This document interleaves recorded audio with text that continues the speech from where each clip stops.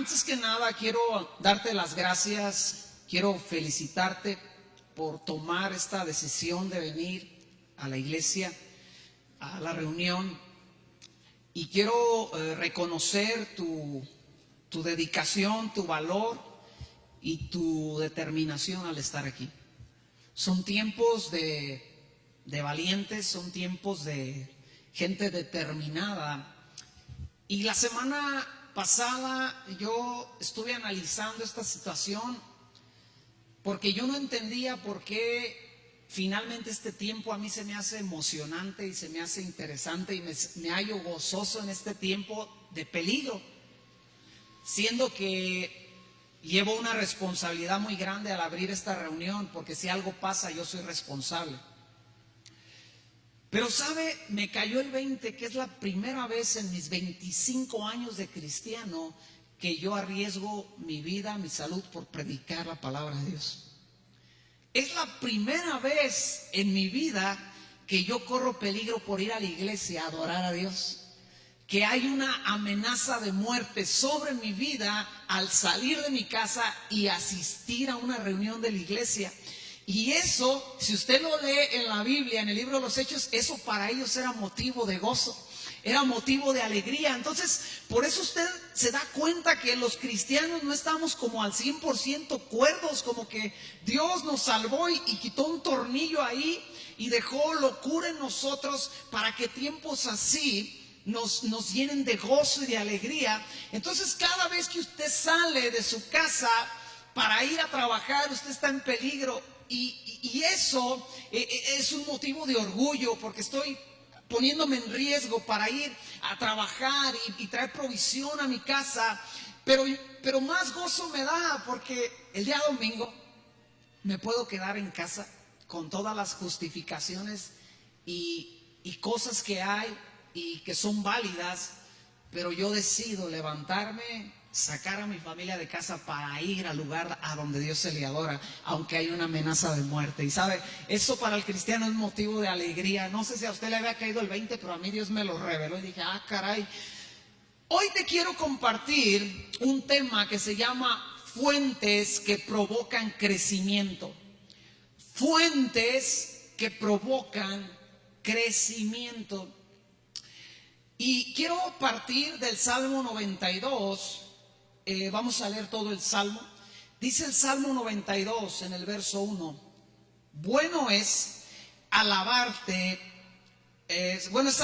oh Jehová, y cantar salmos a tu nombre, oh Altísimo. Anunciar por la mañana tu misericordia y tu fidelidad cada noche, en el decacordio y en el salterio, en el tono suave con el arpa. Por cuanto me has alegrado, oh Jehová, con tus obras, en las obras de tus manos me gozo. Cuán grandes son tus obras, muy profundos son tus pensamientos. El hombre necio no sabe. Cuando brotan los impíos como la hierba y florecen todos los que hacen iniquidad, es para ser destruidos eternamente. Mas tú, Jehová, para siempre eres altísimo, porque he aquí tus enemigos, oh Jehová, porque he aquí perecerán tus enemigos, serán esparcidos todos los que hacen maldad. Pero tú aumentarás mis fuerzas como las del búfalo. Seré ungido con aceite fresco. Y mirarán mis ojos sobre mis enemigos, oirán mis oídos de los que se levantaron contra mí, de los malignos. Y quiero enfatizar el verso 12 en adelante. El justo florecerá como la palmera, crecerá como cedro en el Líbano, plantados en la casa de Jehová. En los atrios de nuestro Dios florecerán. Aún en la vejez fructificarán, estarán vigorosos y verdes, para anunciar que Jehová, mi fortaleza, es recto y que en él no hay injusticia. Oramos. Padre Dios, te pido gracia sobre mi vida para hablar. Te pido gracia sobre mis hermanos para oír, y que podamos salir de este lugar enseñados por tu palabra. Líbranos, Señor, de lo carnal, de lo humano, líbranos de la sabiduría terrenal, y que, Padre, haya aquí en este lugar enseñanza de tu Espíritu para tu pueblo. Te damos gracias en el nombre de Jesús. Todos decimos amén. Dice este salmo que el justo florecerá como una palmera, que el justo crece como un cedro de Líbano, y que ese justo está plantado en la casa de Jehová, que ese justo fructificará aún en la vejez, y que estará vigoroso, y que estará verde, que estará lozano. Y escucha, esto es algo que debe de venir a causa de la justicia de Dios. Y entonces el propósito de todo esto que debe de hacer, que le debe de ocurrir al justo, es anunciar, es proclamar. ¿Qué cosa tiene que proclamar el justo? Que el Señor es justo, que el Señor es mi roca, que en Él no hay injusticia. Pero escucha, tenemos que profundizar un poco más en la palabra para entender algunas cosas que son importantes. Y lo primero que tú tienes que entender de estos pasajes es que está hablando del justo. Pero ¿quién es el justo? ¿Qué es el justo? La palabra justo es la palabra sadí, que viene de otra palabra en el original, en el hebreo, que es la palabra sadak, y su raíz primaria habla de ser derecho en sentido moral, habla de absolver, de hacer justicia, de justificar, habla de purificar, habla de alguien justo. Y ¿cómo sé quién es el justo? La palabra es clara. En el libro de Romanos, capítulo 3, encuentras quién es el justo. Romanos, capítulo 3, verso 21 en adelante, dice lo siguiente: pero ahora, aparte de la ley, se ha manifestado la justicia de Dios, testificada por la ley y por los profetas. La justicia de Dios por medio de la fe en Jesucristo, para que todos los que creen en Él, porque no hay diferencia, por cuanto todos pecaron y están destituidos de la gloria de Dios. Verso 24: siendo justificados gratuitamente por su gracia, mediante la redención que es en Cristo Jesús. ¿Quién es el justo? El justo es todo aquel que ha puesto su fe en la obra de Cristo. Yo me pregunto, ¿hay alguien aquí que ha puesto su confianza en Cristo Jesús? Tú eres la persona de quien está hablando el Salmo 92. Tú eres el justo que, según el Salmo 92, debe florecer, debe crecer, debe estar plantado en la casa del Señor, debe fructificar aún en la vejez, y aún en la vejez debe estar vigoroso. Ese justo, o sea, tú, dile al que está a tu lado, están hablando de ti. Ese justo tiene un propósito en la vida. No podemos ir por este mundo como creyentes que han sido redimidos y justificados sin entender que nuestra vida tiene un propósito. Y el propósito, según el Salmo 92, es anunciar, es proclamar. ¿Qué cosa? Número 1, que el Señor es justo. Número 2, que el Señor es mi roca. Número 3, que en Él no hay injusticia. Esa es la razón por la cual es importante estar plantados, estar creciendo, estar floreciendo, estar fructificando y estar todo el tiempo, a pesar de que pasen los años sobre nuestra vida, en nuestra vida natural y en nuestra vida en Cristo, vigorosos y lozanos. Como alguien que tiene 25 años en el Evangelio, he visto que estas cosas muchas veces no llegan a suceder en la vida del creyente. El creyente llega a conocer a Dios, Dios le redime, le justifica, pero hay tanto creyente que hace 20 años entregó su vida a Cristo y el día de hoy no profesa esa fe, no parece que algún día conoció a Cristo, no lee su Biblia, no ha habido cambios en su vida, no asiste a una iglesia, no predica el Evangelio, no conoce la doctrina básica, y tienes que entender que esto no es normal.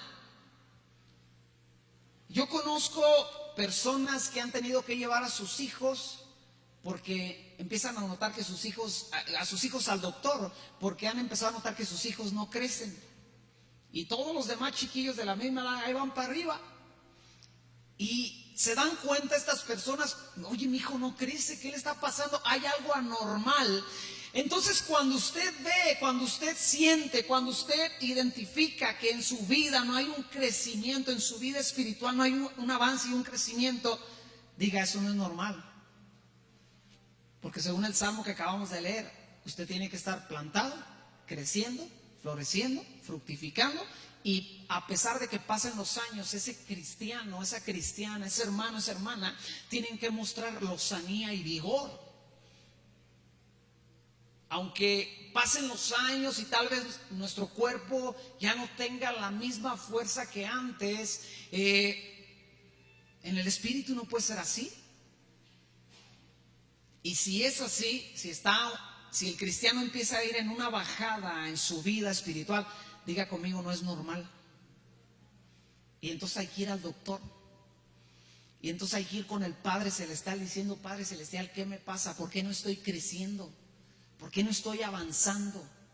¿Por qué no estoy fructificando? ¿Por qué no estoy floreciendo? Hace muchos años ahí me regalaron una planta de aguacate y la plantamos ahí en el jardín, pero la plantamos junto a una enredadera, una chinche que se le llama, que tiene tapada todo en un frente de mi casa, que cuando la cortamos se ve bien bonita, pero cuando no la corto parece selva eso. Pero esa planta no dejó que ese aguacate creciera en el tiempo que tenía que haber crecido y le tomó años hasta que logró, pienso yo, hacerse espacio entre las raíces de esa enredadera y crecer, y el día de hoy da fruto, floreció, y aquel aguacatito que ocupaba un palo para mantenerse derecho, el día de hoy el palo se pudrió y ese aguacate comienza a ir para arriba. Ahora lo vamos a tener que cortar para que no llegue allá hasta 6 metros arriba y los aguacates sean inalcanzables. Eso es normal, pero cuando un árbol no crece, eso es anormal, a menos que sea un bonsái. Ahí sí, pues que no crezca y que se quede, ¿no? Todo el tiempo. Pero escucha bien, tú has sido alcanzado y has sido justificado con el propósito de estar plantado en el reino de Dios, de crecer, de florecer, de dar fruto y de estar fuerte y lozano a pesar de que pasen 5 años en Cristo, 10 años en Cristo, 20 años en Cristo. Y el hombre, esa mujer de fe, parece intocable. Parece que el día de ayer fue cuando nació de nuevo. Estos pasajes nos hablan del proceso que todo creyente debe de pasar durante su caminar con Cristo. Ese creyente es plantado. ¿Qué quiere decir esto? Alguien te predicó el evangelio y naciste de nuevo y llegaste a la iglesia. ¿Alguien se acuerda aquel día cuando alguien te habló de Cristo y te llevó a los pies del Señor? ¿Alguien se acuerda? Tiene esa imagen en su cabeza. Y de repente te dijeron, tienes que ir a la iglesia, ven, mira, se pone bien chido. Y fuiste a esa iglesia por primera vez. Y dijiste, estos vatos están locos. Yo recuerdo cuando los oía gritar, aleluya, y levantaban las manos y yo decía, qué ridículos. Y un tiempo después, el que gritaba aleluya era yo y el que tenía las manos arriba era yo. Y dice que tienes que crecer. Esa palabra crecer en el original es la palabra sagá, y su raíz primaria es agrandar, específicamente, especialmente hacia arriba. Quiere decir alcanzar, ser muy grande. Y es aquí donde tú comienzas a crecer en fe, en carácter. Dios trabaja en ti de una forma personal y profunda. Empieza a haber un crecimiento en el creyente. Pero no solamente eso, sino que ese creyente comienza a florecer. ¿De qué forma? Se empiezan a notar en ti los deseos de servir a Dios y de dar a otros lo que tú has recibido. Y estás floreciendo.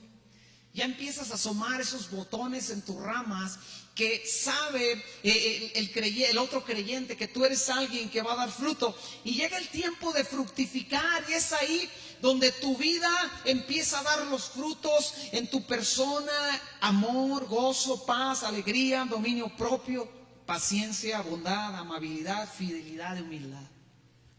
El ogro que eras ya se quedó a la mitad y ahora ya no eres tan ogro. Ya te quedaste menos enojón. El nefasto que eras ya no está, ahora eres alguien amable. Esos son los frutos del creyente, esos son los frutos del cristiano. Todo cristiano que empieza a crecer, verdaderamente empieza a cambiar en su vida personal. Ya no eres el que le cae gordo a todo el mundo en tu trabajo por enojón, ahora les caes gordo por aleluyo. Pero un aleluyo alegre, que te echan carrilla y hasta tú mismo te la botaneas de la carrilla que te echan. Para eso fui puesto. Pero dice que ese trabajo, ese estilo de vida, esa esencia debe durar toda la vida, que a mí me deben de llegar los años de mi vejez y yo debo de estar fuerte y debo de estar lozano y debo de seguir dando fruto. Es decir, que en la vida del creyente no hay el tramo de bajada.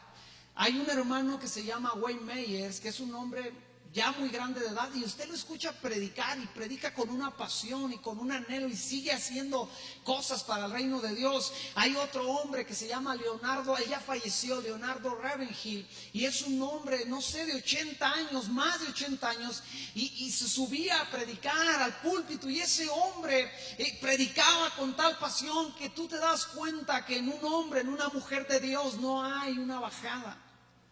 Tal vez en lo natural ya no tienen las mismas fuerzas, pero en lo espiritual pareciera que más bien van agarrando más punch. ¿Por qué es importante que tú entiendas esto? Escucha bien. Yo creo que en los próximos días la iglesia tiene que estar preparada para ser un lugar de refugio, un lugar de esperanza para esta generación. Debemos entender que es nuestra responsabilidad presentar a esta generación el amor y el poder y la misericordia de Dios. Te hago la siguiente pregunta: ¿a dónde va a correr la gente en medio de esta situación? Si los que tienen el poder y la autoridad ya nos dijeron: resígnense porque a todos se les va a morir alguien. Los que tienen la sabiduría terrenal que ha sido de ayuda no ha sido suficiente, y ellos ya han dicho: tienes que entender que alguien se va a morir o tú te vas a morir. La gente en medio de esta situación no quiere ir al hospital porque dicen que ya no tienen confianza, pero ¿a dónde van a ir? La gente perdió la confianza en las personas de autoridad porque dicen: es que no nos hablan con claridad y no hay nada que nos haga sentir paz. Y escucha bien, cuando esas cosas pasan, tenemos que entender que la iglesia se va a convertir en una opción para la sociedad. Oye, lleva a tu hijo que está en depresión porque la situación de este encierro, la situación de estas cosas, lo tienen en una depresión, pero no lo quieren llevar a otro lado, o no lo pueden llevar a otro lado, y alguien les va a decir: pues ve con los aleluyos, están medio locos, pero esos tipos oran y algo pasa. Cuando ellos invocan el nombre de Dios, algo sucede.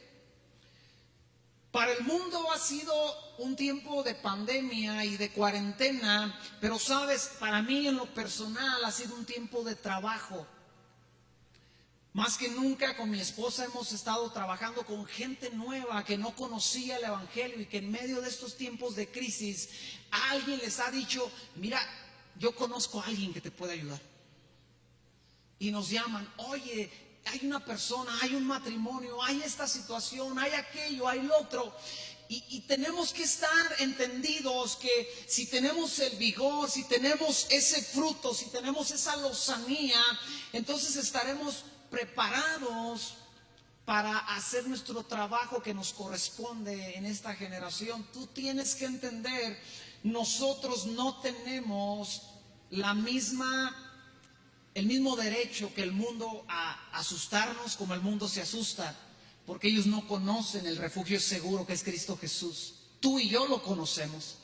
Tú y yo sabemos quién es nuestro Dios. Ellos no conocen que hay un Dios que guardó a un pueblo de unas plagas que acabaron con otra nación que los tenía subyugados. Ellos no conocen a ese Dios, conocen tal vez la historia, pero no conocen al Dios que tú y yo conocemos.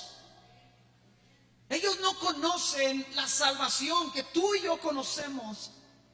Ellos no conocen al Espíritu Santo que tú y yo conocemos. Una vez alguien me preguntó, ¿y tú cómo sabes que Cristo resucitó? ¿Tienes testigos? Le digo, tengo uno, y con ese me basta. Porque dice la Biblia que el Espíritu Santo tocó el cuerpo de Jesús y Jesús resucitó. Y le dije, ¿y ese espíritu que estuvo en aquella tumba, dónde crees que está? Le dije, Akira, se me metió.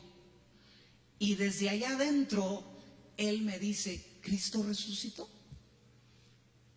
Así que cuando alguien te diga, tú lo viste, no lo vi, pero el que vive adentro de mí lo vio, cómo resucitó una vez más, y cómo ese cuerpo inerte, flagelado, cómo ese cuerpo maltratado volvió a la vida con poder y con gloria.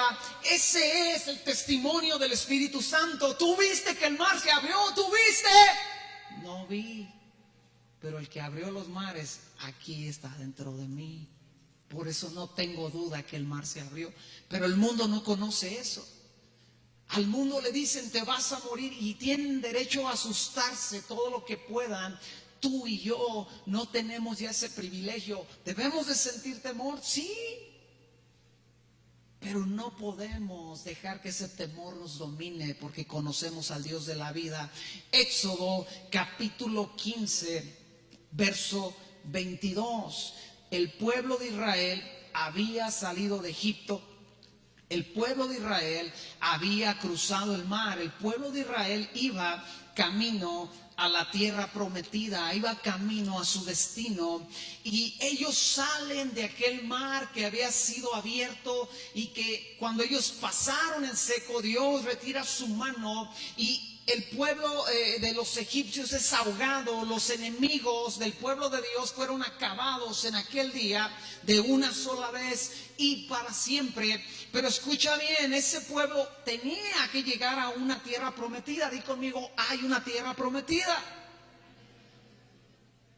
Y en el verso 22 en adelante de Éxodo capítulo 15 dice lo siguiente: e hizo Moisés que partiese Israel del mar Rojo, y salieron del desierto de Sur, y anduvieron 3 días por el desierto sin hallar agua. Y llegaron a Mará, y no pudieron beber las aguas de Mará, porque eran amargas. Por eso le pusieron el nombre de Mará. Entonces el pueblo murmuró contra Moisés y dijo, ¿qué hemos de beber? Y Moisés clamó a Jehová, y Jehová le mostró un árbol y lo echó en las aguas, y las aguas se endulzaron. Allí les dio estatutos y ordenanzas, y ahí los probó. Verso 26, y dijo, si oyeres atentamente la voz de Jehová tu Dios, e hicieres lo recto delante de sus ojos, y dieres oído a sus mandamientos, y guardares todos sus estatutos, ninguna enfermedad de las que envié a los egipcios te enviaré a ti, porque yo soy Jehová tu sanador. 27. Y llegaron a Elim, donde había 12 fuentes de aguas y 70 palmeras, y acamparon allí junto a las aguas. Analicemos la situación. El pueblo viene marcado por la esclavitud. 420 años había pasado el pueblo de Israel en Egipto. Y los egipcios los habían maltratado, los habían humillado, los habían esclavizado.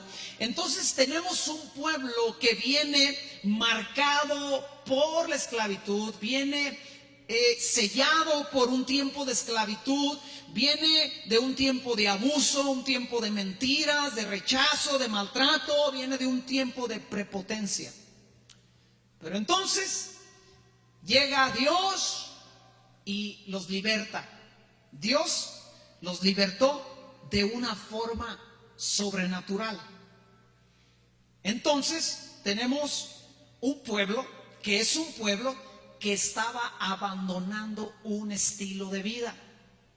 Ellos tenían un estilo de vida en Egipto y ellos, al ser libertados por Dios, estaban abandonando ese estilo de vida.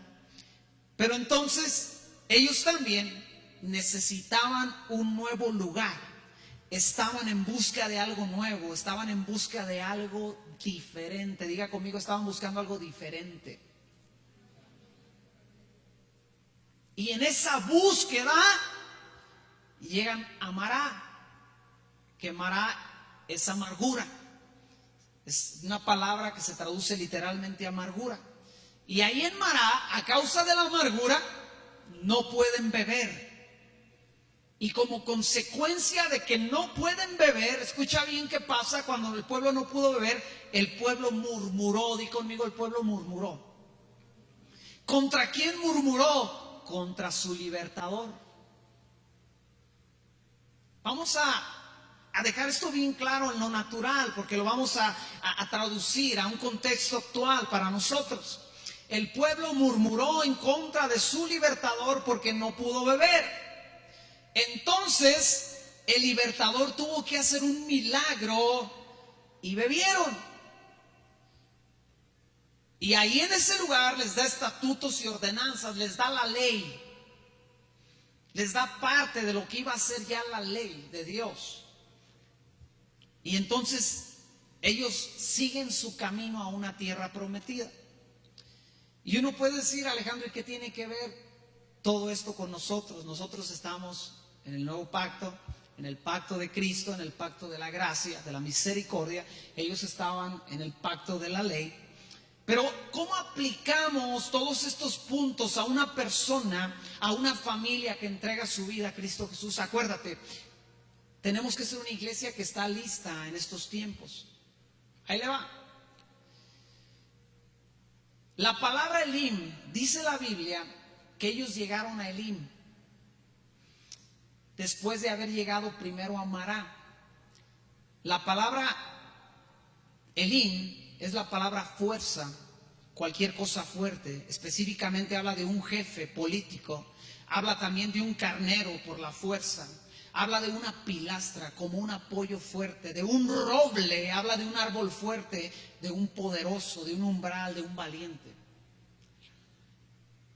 ¿Cómo aplico esta historia a la vida de la iglesia el día de hoy? Ahí te va. El mundo está esclavo porque no conoce la libertad de Cristo Jesús.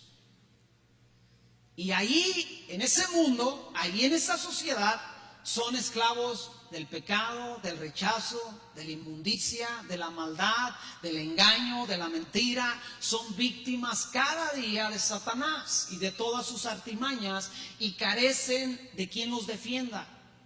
Entonces, Dios en su gran misericordia los liberta. ¿Quién es el libertador? Cristo Jesús. Por eso Moisés, cuando usted estudia lo que se llama la tipología, Moisés es un tipo de Jesús. O sea, Moisés representa a Jesús en el Antiguo Testamento porque es el libertador. Y en el Nuevo Testamento el libertador se llama Jesús. Jesús vino a liberarnos.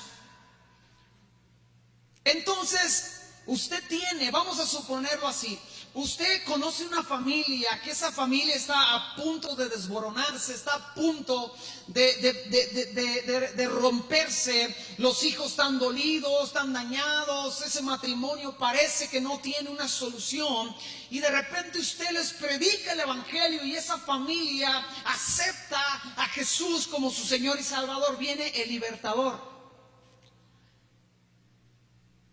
Pero Entonces ahora usted tiene una familia que dejó la esclavitud y está buscando un nuevo estilo de vida.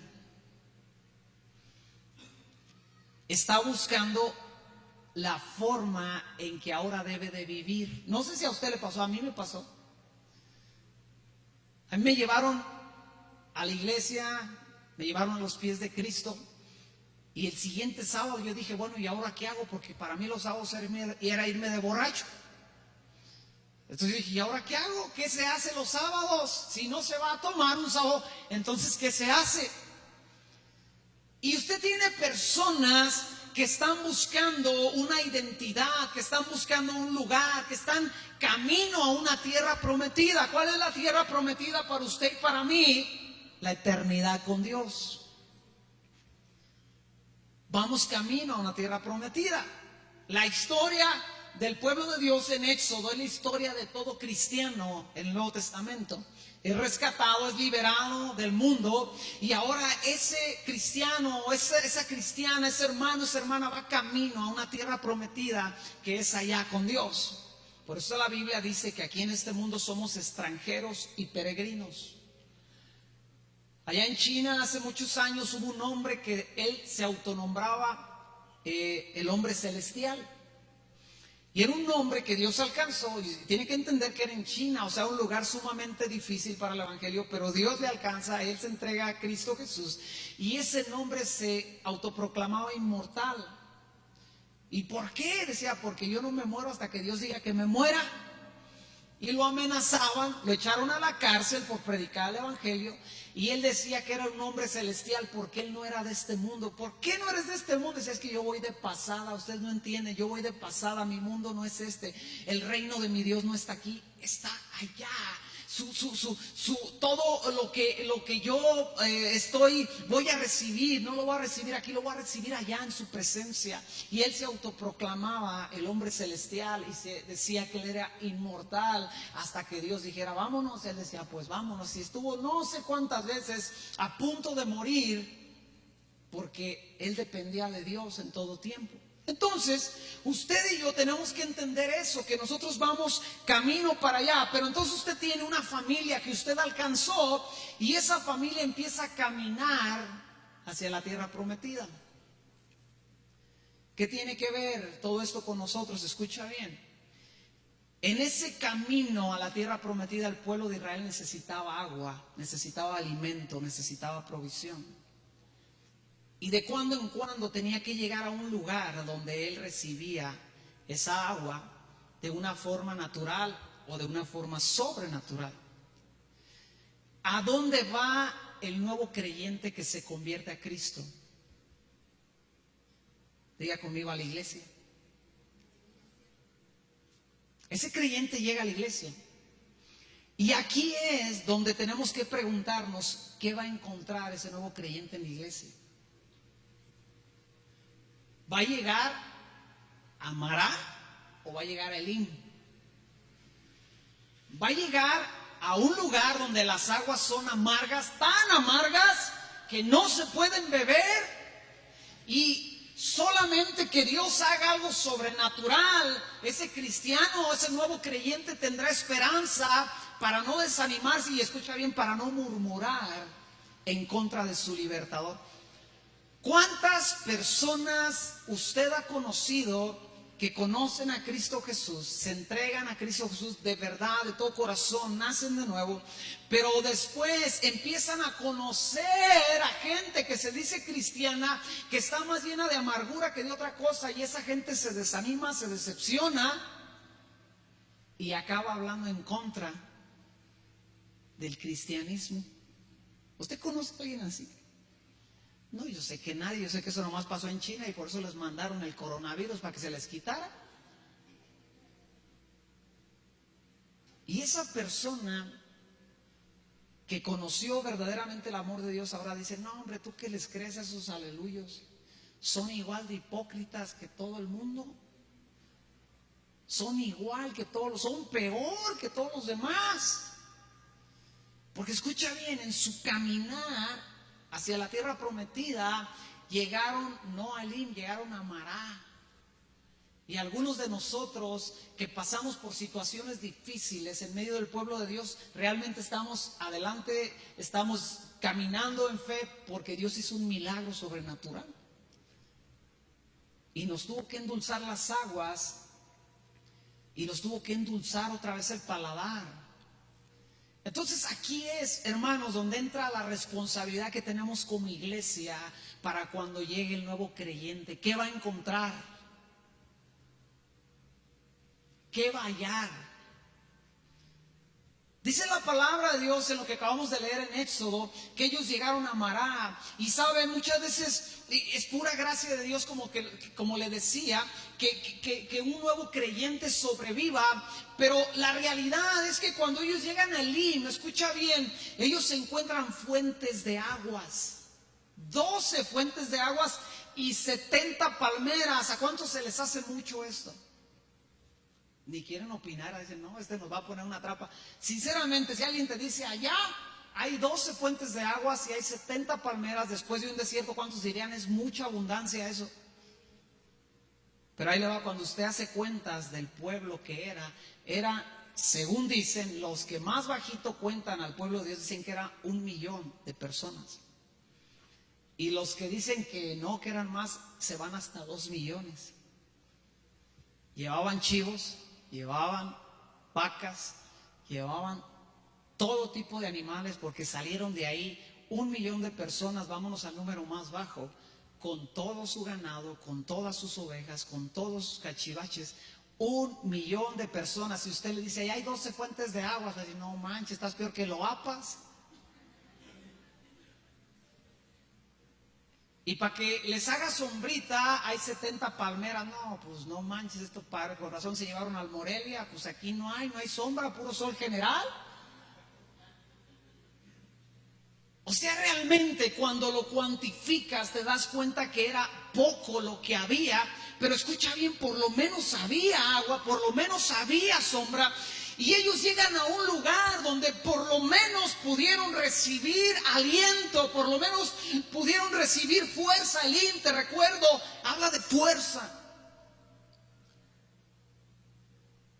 Y te voy a decir que creo yo que tiene que encontrar el creyente que llega a una iglesia. Debe de encontrar eso.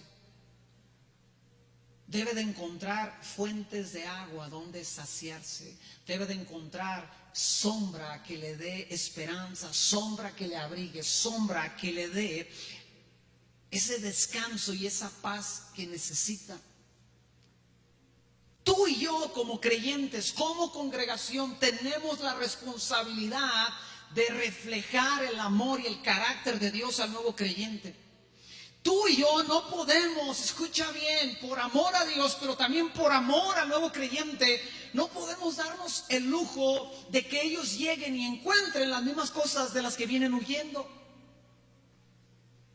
Un día un pastor me dijo, no, es que la gente no entiende, tú no te preocupes. Le dije, no entiende, le dije, no manches, o sea, no me digas que no conocen el rechazo, si por eso llegaron a la iglesia, porque el mundo lo rechazó.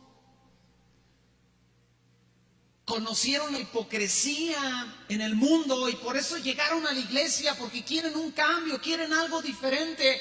Conocieron todo tipo de cosas en el mundo, y si ese creyente llega a la iglesia y encuentra las mismas cosas, ¿qué crees que va a pasar? Se va a ir murmurando, diciendo, no manches, estos son peor. Yo recuerdo mis amigos de la prepa, tuve excelentes amigos desde la primaria, en la secundaria también excelentes amigos, de los cuales el día de hoy seguimos teniendo contacto, aunque sea de lejos. Pero en la prepa también tuve ese privilegio de ser parte de un grupo de personas no cristianas, pero que desarrollamos una amistad muy chida, muy sana. Y aunque éramos unos borrachos y aunque nos íbamos de campamento a sabe dónde, a emborracharnos y a drogarnos por allá, escucha bien, teníamos una característica: éramos leales. Y en ese grupito de 8 o 10 chavos que éramos, que nos buscábamos, nos procurábamos, nos emborrachábamos juntos, nunca, los 3 años que estuve en la prepa, nunca alguien de nosotros habló mal del otro con el afán de destruirlo. ¿Me explico? O sea, si éramos bien carrillas, o sea, a morir, o sea, carrilla pero fea, o sea, y con un lenguaje feo, pero dentro de eso feo había lealtad entre nosotros, ¿me explico? Había carga los unos por los otros, nos dolíamos cuando uno sufría, nos alegrábamos cuando alguien se alegraba y teníamos ese tipo de amistad. Y hasta el día de hoy nos recordamos con cariño, nos vemos y qué pasó y no sé qué. Y ellos me siguen hablando a mí con groserías y con mi apodo que me decía, ¿qué onda tú? ¿Sabes qué greñas? ¿Qué esto y qué el otro? Y uno dice, ¿no debería en la iglesia el nuevo creyente encontrar por lo menos eso, lealtad, fidelidad, unidad, confianza, pasión por Dios, todo ese tipo de cosas? Escucha bien, estamos en un tiempo crítico como sociedad, como humanidad, y la gente, la sociedad está buscando refugios, está buscando esperanza, está buscando lugares diferentes que le den esa confianza que necesita, y la iglesia tiene la responsabilidad de ser un lugar de esperanza y un lugar de refugio, un lugar donde hay fuentes de agua. Y vamos ahorita a analizar qué representan las aguas, pero escucha bien, dice la Biblia que acamparon ahí en Elim. Escucha, ¿qué pasó? ¿Qué le sucedió a esos caminantes en aquella historia? Ellos venían de un Egipto que los maltrataba. Venían de una situación difícil, venían de su abuelo, no había conocido la libertad, su abuelo había muerto siendo esclavo, y ahora ellos eran sacados de esa penumbra, de ese estilo de vida, y comienzan a caminar por un desierto. ¿Tú te imaginas lo que ellos vieron o cómo lo vieron cuando llegaron a Elim? 70 palmeras y 12 fuentes de agua, no manches, en medio del desierto. Eso los deslumbró sin duda. Después de varios días de búsqueda, después de varios días de no hallar nada, ellos se encuentran en un lugar que se veía diferente, a simple vista se veía diferente. ¿Sabe que la gente está buscando algo que simplemente se vea diferente? Yo le he contado esto algunas otras veces. Yo trabajé en la Ruta Rosa, traía la combi número 33 y ¿sabe cómo alcanzamos el grupo de jóvenes de aquella iglesia a un matrimonio, a una familia? Tuvimos nuestra reunión de jóvenes un sábado por la tarde, se nos hizo noche, y mi compañero de trabajo traía la combi y él me la tenía que llevar, pero como a mí se me hizo tarde, le dije, tráemela aquí a tal lugar, y era el domicilio donde tuvimos la reunión de jóvenes. Él llega en la combi después de trabajar y yo lo tenía que llevar a su casa y traerme la combi, porque el lunes a mí me tocaba trabajar en la mañana. Entonces le digo a los chavos, vamos a llevar a este brother, a este camarada, a este brother, y se suben 15 chavos a esa combi. Y él iba manejando y nosotros íbamos bromeando, risa y risa, carcajada y carcajada, carrilla y carrilla, un grupo de jóvenes cristianos. Yo era el único, mi esposo y yo éramos los únicos que estábamos casados ya en ese tiempo. Y cuando llegamos a la casa de ese tipo me dice, pásense. Y nos pasa a toda la bola de chavos a su casa. ¿Qué quieren cenar? Un café. Nos invita a un café. Y al siguiente día él y toda su familia estaban en la iglesia. Ni le predicamos el evangelio. El lunes que él se sube a la combi después de mi turno, él me dice, Alex, ¿sabes por qué fui a la iglesia? Dice, porque yo nunca había visto gente que se llevara como ustedes se llevan. ¿Sabes por qué le dije el sábado por la noche a mi esposa, mañana vamos a ir a la iglesia?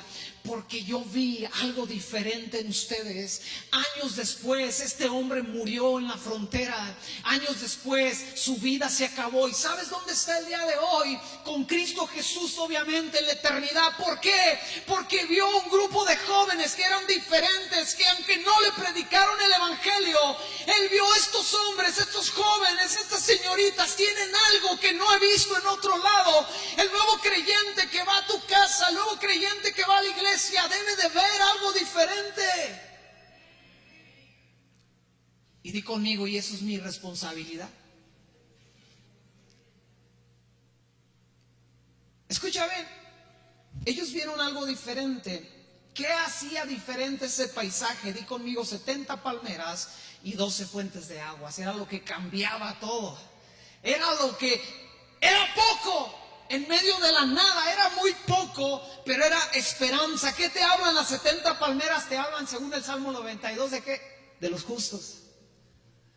El justo florecerá como la palmera. Busque la canción ahí en el internet. Se va a animar porque es una cumbia, algo muy prendido. 70 palmeras y 12 fuentes de aguas nos habla de crecimiento. En ese lugar hubo crecimiento porque había una fuente de agua. ¿Por qué había ahí palmeras? Porque había una fuente de agua.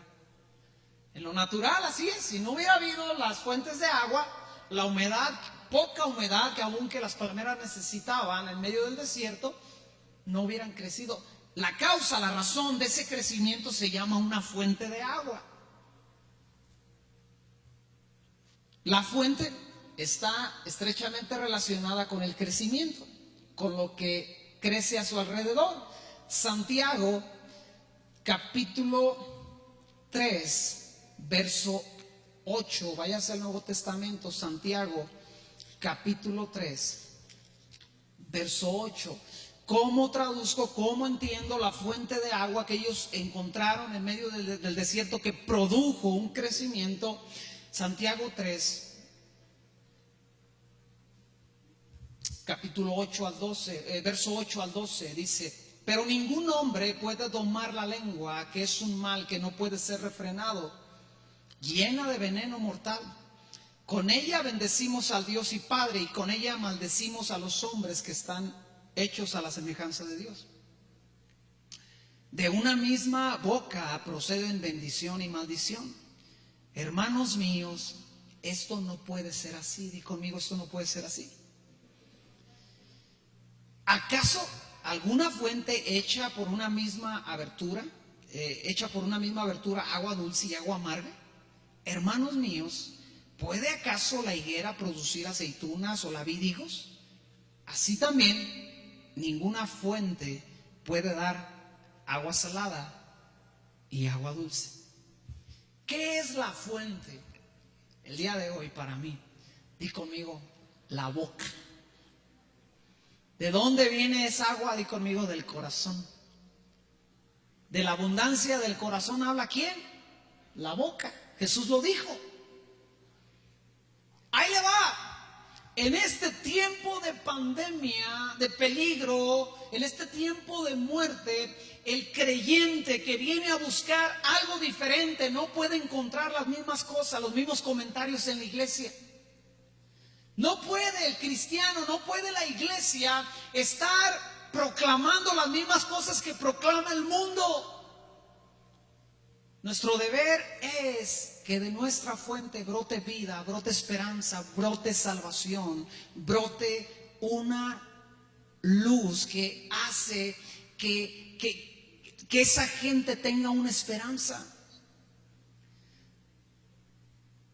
¿Por qué el día de hoy tenemos creyentes hablando más del lado negativo de estas cosas que del amor de Dios y de la misericordia de Dios? Escucha bien, porque su corazón está más lleno de todas las noticias y de todas las cosas habidas y no habidas, que se han inventado muchas de ellas y que se han muchas veces manipulado muchas cosas a un punto que no es clara la situación el día de hoy.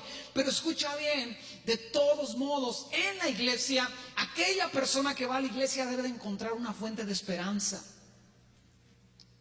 Y esa fuente de esperanza produce un crecimiento. ¿Por qué había palmeras? Porque había 12 fuentes de agua. Entonces, amada iglesia, ¿qué quiere decir esto? Que tú y yo debemos ser responsables de nuestro corazón, como dice la Biblia: sobre toda cosa guardada, guarda tu corazón, porque de él mana de la abundancia del corazón habla la poca.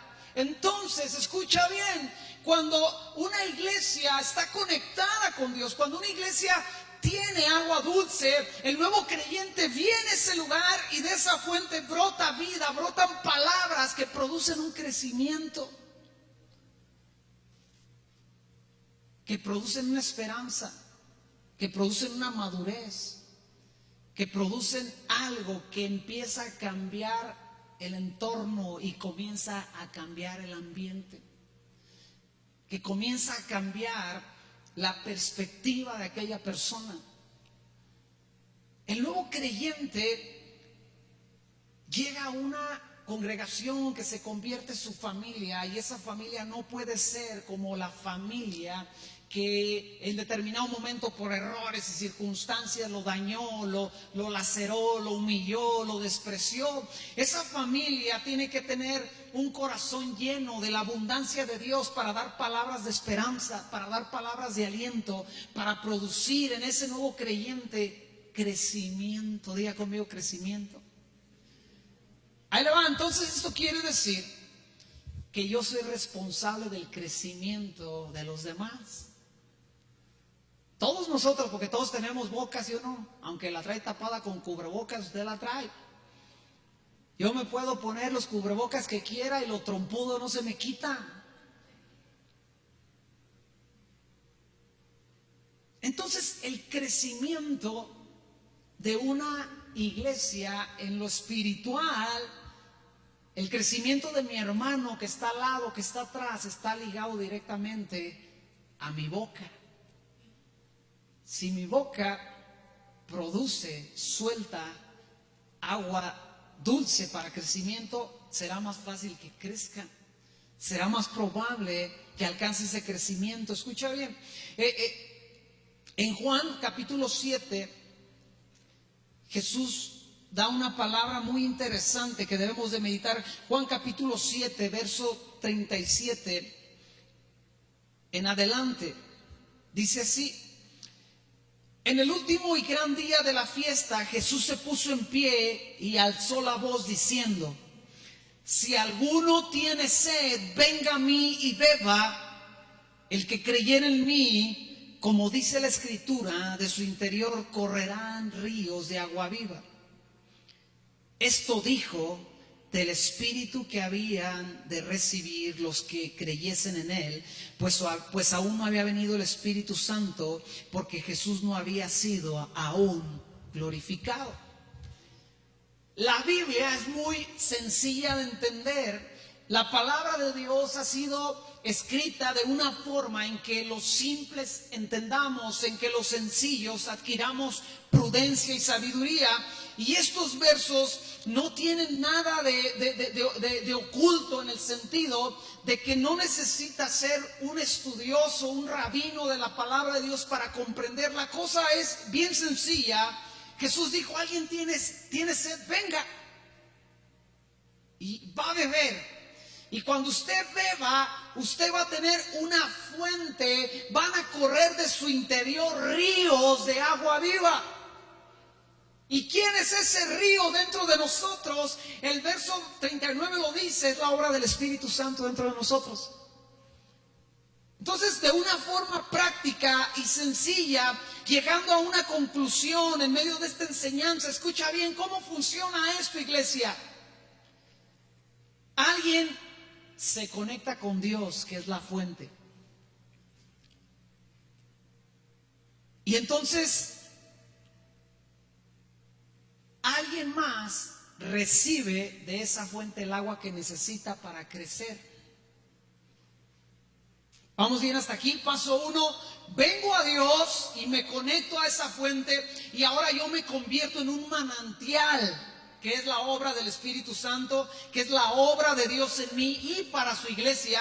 Y entonces yo empiezo a tener contacto con alguien más, y esa fuente produce crecimiento en mi hermano, porque eso sucede en lo natural. Eso es algo muy obvio en la naturaleza. En lo espiritual es lo mismo. Entonces el paisaje comienza a cambiar en aquel lugar. Porque de repente pasa el tiempo y la fuente que hay en usted me hace crecer a mí, la fuente que hay en mí le riega a usted, y entonces encontramos que en la casa de Dios empiezan a crecer los justos como robles y como palmeras. Y entonces el nuevo creyente que llega a la iglesia encuentra un panorama de gente madura, de gente robusta espiritualmente, de gente bien regada, de gente bien alimentada. ¿Cuál ha sido la consecuencia de ese crecimiento que les di el discipulado 1, 2 y 3 y 4? No, señores, discipulado es bueno, pero la causa de ese crecimiento fue la boca de cada uno de nosotros.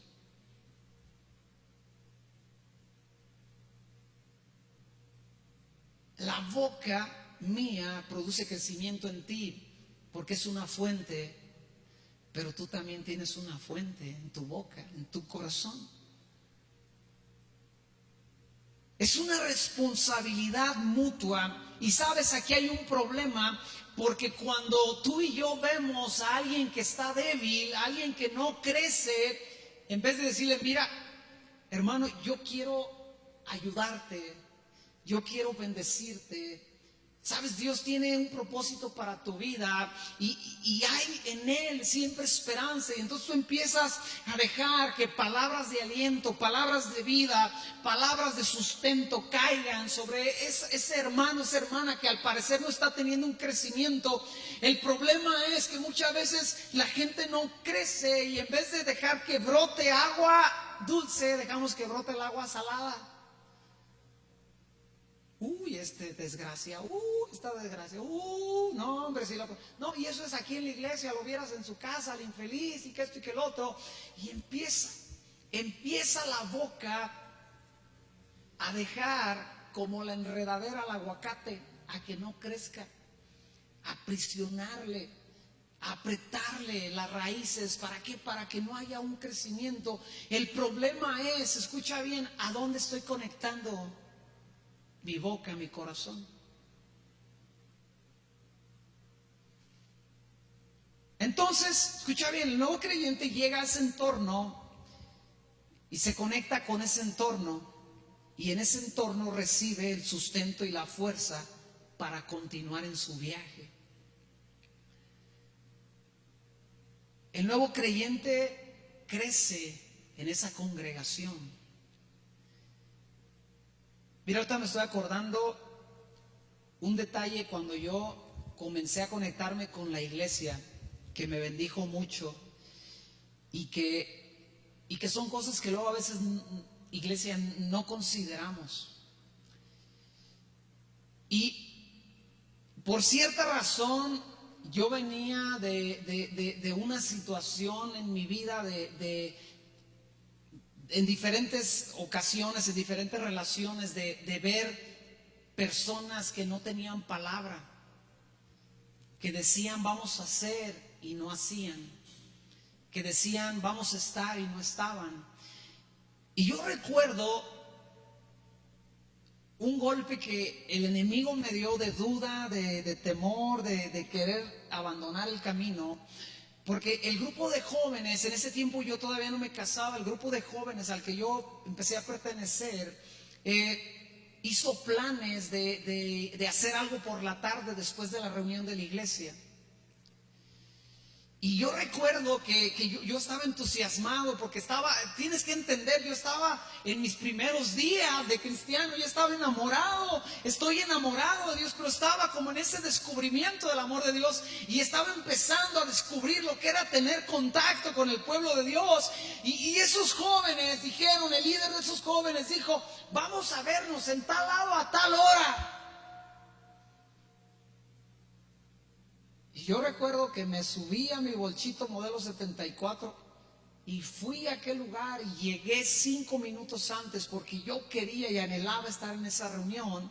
Pasaron los 5 minutos, pasaron 10 minutos, pasaron 20, pasó media hora, pasó una hora y nadie llegó. Y yo recuerdo la decepción en mi corazón. Y yo dije, es lo mismo.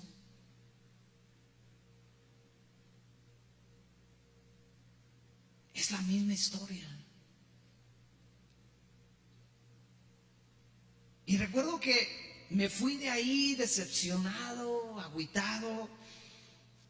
En esa ocasión, mi esposa, que éramos novios, Liliana, que éramos novios en aquel entonces, habían hecho por separado con las mujeres, y cuando nos juntamos por la noche, ella me dijo, ¿cómo te fue? Ella se había juntado con las jóvenes de la iglesia, y yo le dije, nadie llegó. Yo estaba, de verdad, hermano, estaba dañado en mi corazón, decepcionado. No te agüites. Dije, esto es lo mismo. Es lo mismo. O sea, ¿cuál es la diferencia? Que vas un domingo a cantar, pero ¿cuál es la diferencia de esto? Si finalmente la gente es lo mismo, y te dan una palabra y no la cumplen. Te dicen algo y no es verdad.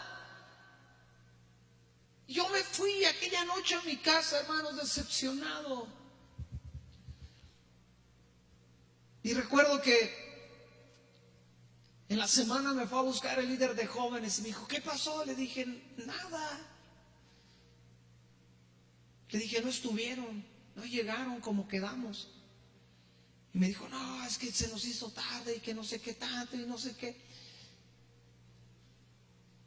Y Dios permitió que mi corazón se enterneciera una vez más y tener esperanza. Pero yo me pregunto, ¿cuánta gente no soporta cosas así, detalles así? No es que tienes que entender, el cristiano maduro ya no está para esas cosas. El cristiano que tiene años en Dios ya no está para esos pretextos de decir, lo mismo, me voy. No, porque ya vivimos un proceso de crecimiento. Pero el niño pequeño, el recién nacido, el pequeño en la fe, tenemos que cuidarlo. Tenemos que abrazarlo, tratarlo en lo que lleva el proceso de restauración, en lo que lleva el proceso de una vez más agarrar confianza en lo que ve, cómo Dios es bueno. Aunque tarde que temprano se va a dar cuenta que los cristianos cometemos errores, y no te estoy profetizando. Porque como veíamos en una predicación hace tiempo, tenemos que tener los pantalones que tuvo Pablo para decirle al pueblo, sirvan a Cristo como yo les sirvo. Síganlo como yo les sigo.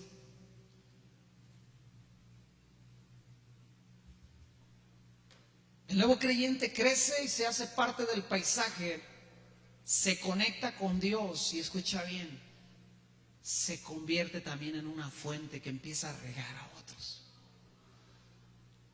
Y ese es el proceso que un creyente debe de vivir al llegar a la iglesia. Ese es el proceso que un nuevo miembro de la iglesia debe de encontrar en la iglesia. Llega a la iglesia y ve ahí gente leal, ve gente que tiene palabra, ve gente que se aman unos a otros, ve gente que se perdonan unos a otros, ve gente que carece de murmuración. Escucha bien, ¿qué sucedió con el agua amarga? Se soltó la murmuración. Alguien que se da la murmuración es porque tiene amargura en su corazón contra alguien. Yo recuerdo una ocasión que llegué a una reunión de personas no cristianas y le pregunté a una mujer que cómo estaba. Le dije, ¿qué tal, fulana? ¿Cómo estás? Y me arrepentí con todo mi corazón de mi pregunta. Porque ahí estaba su marido con el cual ella estaba amargada. Y se soltó diciendo todo tipo de cosas en contra de su marido, porque yo le pregunté, hola, ¿cómo estás? Y empezó, y yo aprendí, yo dije, creo que no debo decir cómo estás y solamente debo decir hola. Porque preguntar cómo estás a algunas personas les destapa la fuente de amargura que traen en su corazón. Amada iglesia, a mí me hablan las 70 palmeras de que los justos que florecen, como dice el Salmo 92, no se dan, como dicen por ahí, en macetas. Las 12 fuentes me hablan de que necesitamos poner énfasis a guardar nuestro corazón en un tiempo tan crítico que estamos viviendo como humanidad. Y preguntarte, la gente que viene atemorizada, preguntarme a mí mismo, ¿qué va a encontrar? Cuando me pregunte, ¿cómo estás? Pues aquí, hermano, aguantando esta bola de desgraciados que Dios me puso a pastorear, los infelices. No, hombre, no vieras cómo son, que no sé qué tanto. Mejor vete allá donde ibas antes. Está mejor. Mejor regrésate allá a la religión que profesabas. Porque estos desgraciados, no, hombre, levantan las manos, pero nomás para agarrar vuelo y date el cachetadón cuando viene de bajada. Aunque está sufriendo el justo, cuando tiene una fuente de agua dulce y le preguntan, ¿cómo estás? Hermano, no estoy bien. Pero sabes, Dios es bueno. Y esta situación que estoy viviendo me va a ayudar. Y entonces aquel que te está escuchando empieza a recibir. Órale. Cuando alguien te pregunta por otro hermano que no anda tal vez muy bien, otra hermana que, oye, y fulano de tal, acuérdate que hay una fuente en tu boca, ¿qué vas a decir? No, pero ese desgraciado, no, ni me lo mientes, ese infeliz, no, ni ha nacido de nuevo. Luego nos adjudicamos revelaciones que Dios ni nos da. No, hombre, ese ni nació de nuevo nunca, es un infeliz, un desgraciado, que esto y que el otro. Y con nuevos creyentes que no tienen por qué escuchar esas cosas. Si el hermano con el que has caminado o la hermana con la que conoces de hace muchos años de una u otra congregación está en tiempos difíciles, el nuevo creyente no se tiene que enterar. No sé si he logrado explicarme el día de hoy, pero yo anhelo, yo quiero, escucha bien. No estoy diciendo esto porque aquí esté alguien que digamos le estoy aventando la pedra. No, estoy diciendo esto por el contrario, porque somos una iglesia que gracias a Dios a la cual está llegando gente nueva, nuevos creyentes. Algunos ya tenemos años de correteados, pero estamos alcanzando gente que no conocía el evangelio, y es nuestro deber como congregación darles un ambiente de crecimiento. Un ambiente donde ellos llegan a ser ese roble que ahora tal vez es un arbolito pequeño, que parece un bonsái, pero que está destinado a ser un roble en medio del pueblo de Dios, una palmera que fructifica, aunque ahorita se ve que parece más un guayabo que nada, que se hace para todos lados, pero que tiene como destino llegar a fortalecerse en la iglesia. Di conmigo, es mi responsabilidad. Nos ponemos de pie.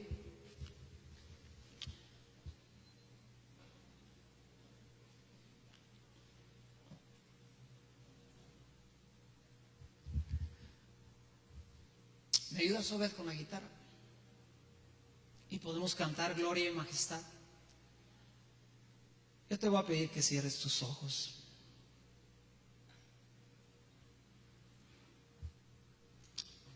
Padre Dios, te doy gracias porque tú eres bueno, eres grande, eres santo. Porque tú nos permites estar en este tiempo de adversidad delante de tu presencia. Señor Dios, yo sé que tú estás cerrándole las puertas a la humanidad en muchos aspectos. Y estás acorralando a muchos de ellos, dejándoles una sola opción. Y esa opción eres tú, Señor. En tu gran misericordia, Padre, estás dejando que veamos como seres humanos que el único lugar seguro eres tú. En tu gran amor, estás permitiendo ver cómo flaquean, Padre, los poderes, los recursos de este mundo.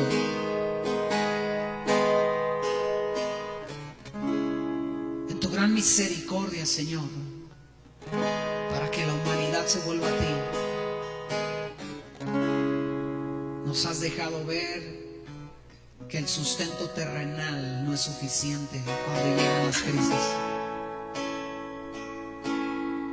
Señor Dios, yo sé que la iglesia en estos días se levantará como un refugio seguro para el caminante. Yo sé que en estos días de peligro tú traerás libertad, Señor, a aquellos que no la tienen en medio de este mundo. Yo sé que tú estás trayendo, Señor, atrayendo a la gente que está huyendo ya de esa esclavitud, de ese temor, de esa opresión, de ese pecado, de esa adversidad, de esa mentira, de todo aquello, Señor, que por años ha determinado un estilo de vida.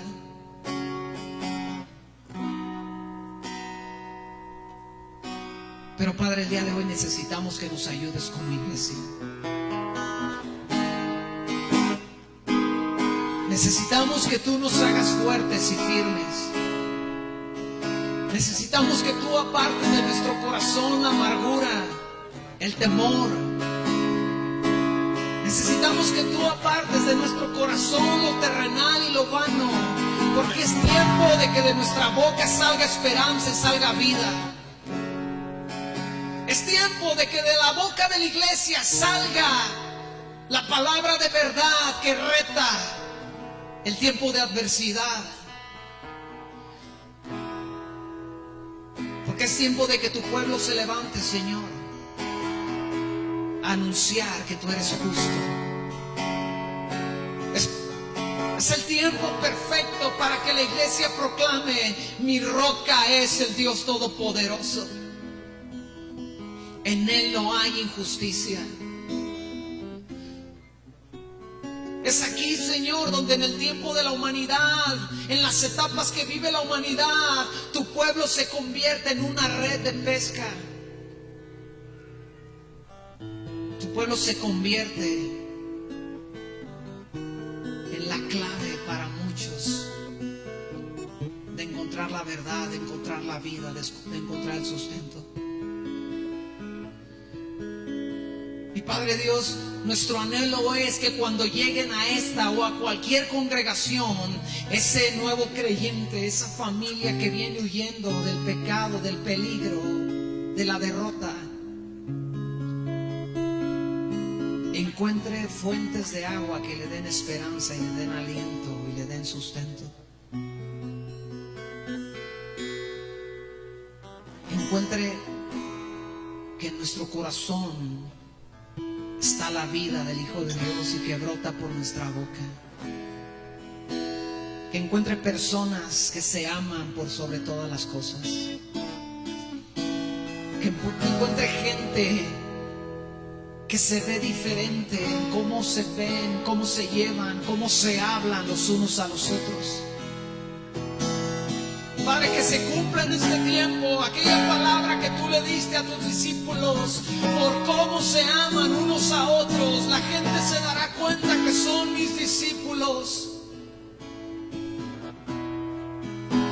Que venga una apertura a nuestro corazón, Dios, a nuestra mente, de la realidad que tenemos en cuanto a la responsabilidad como aquellos que profesan la fe en ti. Dios, y otros que no te conocen se odian, no tienen la misma responsabilidad que nosotros. Pero Dios, la iglesia, tu pueblo, tenemos el deber, la responsabilidad de mostrarle al mundo lo que es el verdadero amor por el prójimo. Sana nuestra tierra, Dios. Pídele a Dios que sane la tierra. Pídele a Dios que sane los corazones. Si tú sabes que en ti se ha querido levantar amargura en tu corazón en contra de quien sea, aún en contra tal vez del mismo gobierno por esta situación, en contra de la autoridad. Dile: Dios, límpiame de toda amargura.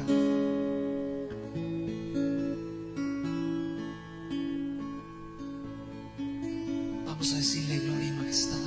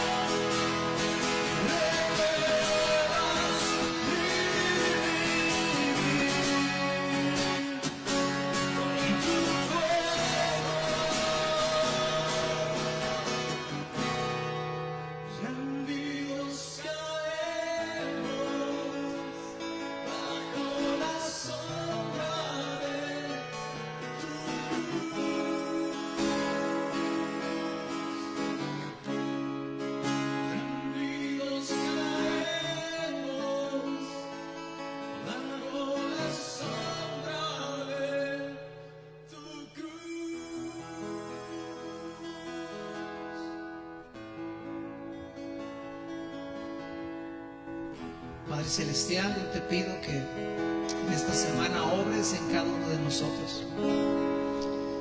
Que tu amor y tu grandeza y tu Espíritu Santo trabajen en nuestros corazones. Que tu Espíritu Santo nos revele todo lo que necesitamos, nos sea revelado en nuestra vida, en nuestra persona, en nuestro caminar. Señor, gracias que tú nos guardas de toda maldad, de toda enfermedad. Ahora te pido, Señor, que la bendición tuya repose sobre mis hermanos, sobre tu pueblo, y que ellos sean, Padre, una luz en medio de esta oscuridad que está pasando la humanidad. que ellos sean, cada uno de ellos sean una luz de esperanza en medio de todo este tiempo.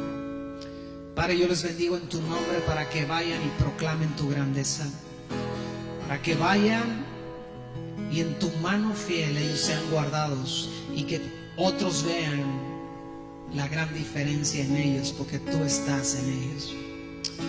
Padre, en el nombre de Jesús te damos gracias por este tiempo.